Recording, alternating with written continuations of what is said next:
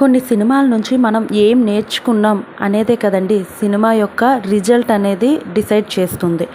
అన్ని సినిమాలు చూస్తాం, కానీ కొన్ని సినిమాలకే మనం కనెక్ట్ అవుతాం అన్నమాట. అటువంటి సినిమా గురించి ఈరోజు మాట్లాడుకుందాం రండి. హాయ్ అందరికీ నమస్తే, welcome to my YouTube channel Juhi talkies. Please subscribe my channel. ఈరోజు మనం మాట్లాడబోయేది రాధికా గారి న్యూ మూవీ అండి, తాయ్ కిలావి అని చెప్పే మూవీ. చాలా చాలా బాగుంది. ఆ సినిమా నుంచి మనకి చాలా మంచి మెసేజ్ ఓరియంటెడ్ మూవీ అనమాట. ఈరోజు మనం ఏం నేర్చుకోవచ్చు ఆ సినిమా నుంచి, మనం దేనికి కనెక్ట్ అవుతాం అనే కొన్ని ముచ్చట్లు ఆడుకుందాం రండి.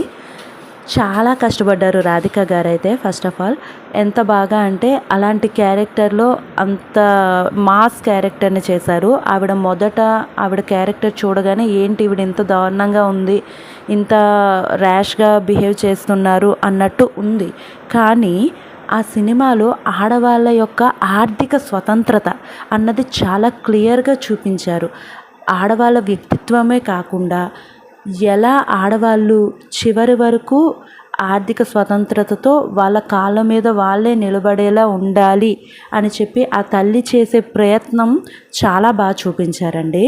రాధిక గారు ఫస్ట్లో వడ్డీ వ్యాపారిగా ఎంత హార్ష్గా బిహేవ్ చేశారో, కానీ తనలో ఉన్న అమ్మతనం, అమ్మ ఇచ్చే ధైర్యాన్ని చాలా బాగా చూపించారు ఆ డైరెక్టర్ గారు. ఫస్ట్ మూవీ అంటండి ఆ డైరెక్టర్ గారికి కూడా, కానీ చాలా బాగా చూపించారు.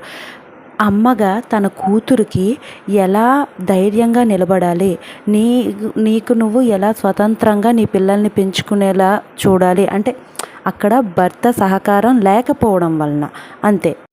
అందరి క్యారెక్టర్ని చాలా విలువలతో కూడుకున్న ఒక సమాచారం, ఒక విలువైన మెసేజ్ని సమాజంకి ఇచ్చారండి. ఆ కూతురు ఒక డైలాగ్ చెప్తుందండి, నేను లేకుండా నువ్వు బ్రతకలేవా, నేను నిన్ను అలా పెంచానా అనే ఆ డైలాగ్ ఉంది చూడండి. నిజమే కదండి, నిజమే. ఖచ్చితంగా మనం ధైర్యంగా నిలబడగలగాలి. అలా అమ్మే మనకు ధైర్యాన్ని ఇస్తుందండి.